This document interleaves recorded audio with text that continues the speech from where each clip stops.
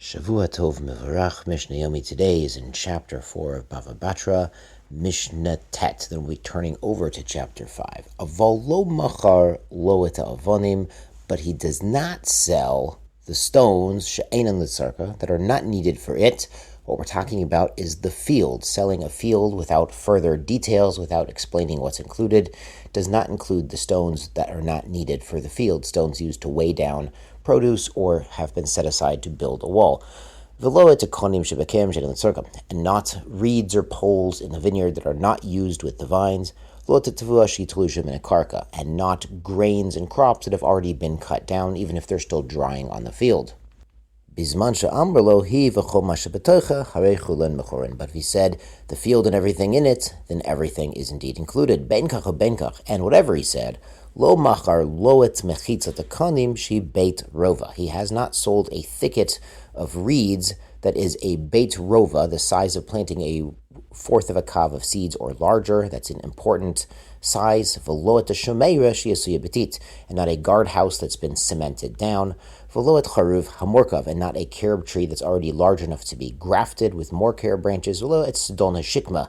The shikma is the sycamore tree. When it grew enough, they would cut it in a certain way that then it would grow again straight up to make building beams. V'lo et bor, not the water pit. V'lo et gat, and not the wine press, v'lo et shovach, or the dovecote, bein charevin, bein yeshuvin, whether the dovecote was empty or was settled with doves. V'tzorich likach lo derech, and he has to buy or ask for access rights. Divrei Rabbi Akiva. So if he sold the field but kept the boar, kept the gat, well, not the gat, that's not included, but he kept the boar or whatever, they're the tree, then he has to buy rights back. The sages say they don't. We talked about this by the sale of the house. The Chachamim say the mocher is ba'ayin raw mocher. He's a little bit stingy. If he's keeping something in the facility, he also keeps access rights. He doesn't have to ask for that. Rabbi Akiva agrees when he says, I'm selling you except these sycamore trees. He's mentioning this explicitly, so he does not have to purchase a right of way. If he sells these things to someone else, the tree or the pit, he does not have to buy access rights. When he's selling a third party his tree or his boar, he's also selling access rights. So they say the seller is a little stingy. He also is not including access rights. Those have to be obtained independently if they've not been stated in the contract. When do these halachot all apply? B'mocher, in a sale of all. B'noten matona, if he's giving a gift, noten et kulam, he also gives everything, gives the access rights. The sages agree. Rabbi Akiva gives the access rights if he's gifting it. Ha'achin shechalku, and brothers who are dividing the estate of their deceased father. Zochu besade, once the brother takes ownership of the field, something we talked about in the last chapter, he makes a chazaka, like a kinyan chazaka. He locks the door, builds a fence, breaks the fence, does something to show he's the owner. Zochu bechulan, he gets not just the field that is his share of the yerusha, the inheritance, he gets all this stuff on it. Hamachzik b'nechsei ager, also somebody who's acquiring the property of a convert who passed away with no heirs. Hechzik b'sodeh chesek bekulon, he does a chazaka, an act of ownership on the field. He also acquires the other stuff on the field. Finally, the Mishnah adds hamakdish at the sodeh. Somebody makes his field holy. He's gifting the field to the temple. The temple will use it, rent it out, sell it, do what they need to do to get money for the Beis HaMikdash. Hikdish et kulam.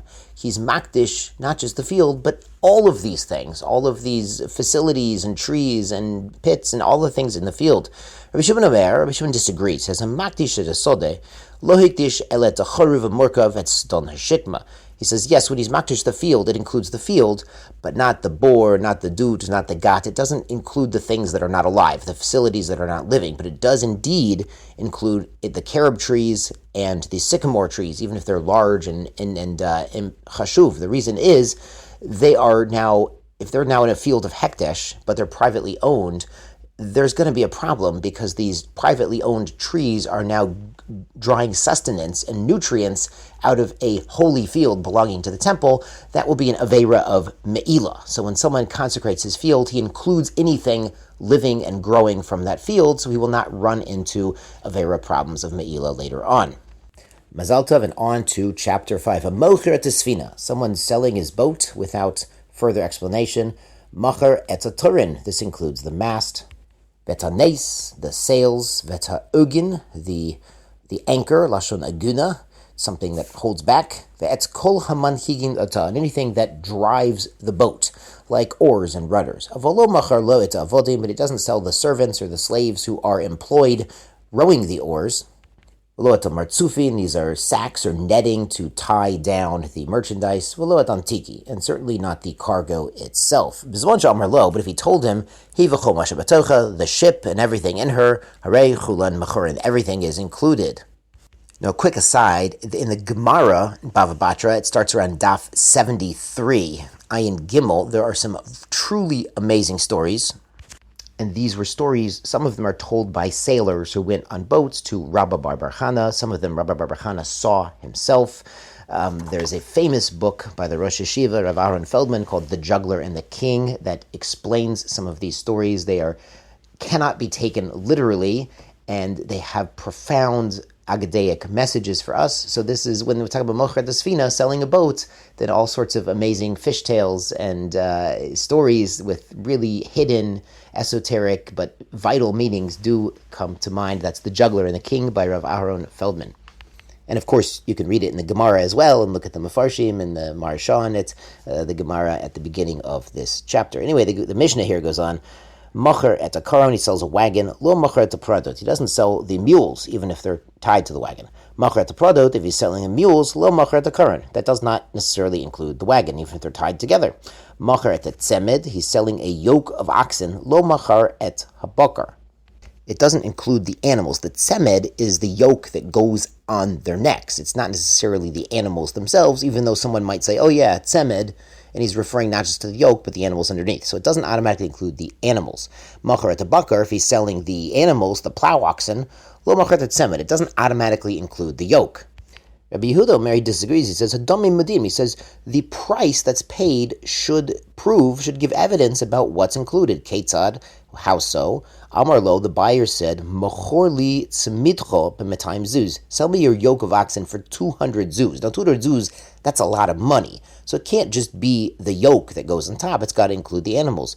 Hadavar yadua, we all know, she'ein tzemed b'metayim zuz, a yoke is way less than the 200 zuz, so it must include the animals. Chamim orim ein hadamim raya. They say, listen, it's not necessarily included. The Gemara explains sometimes a person wants to give a gift, but the guy he wants to give a gift to really hates to accept gifts. So instead, he'll buy something from that guy for a lot more money than he should.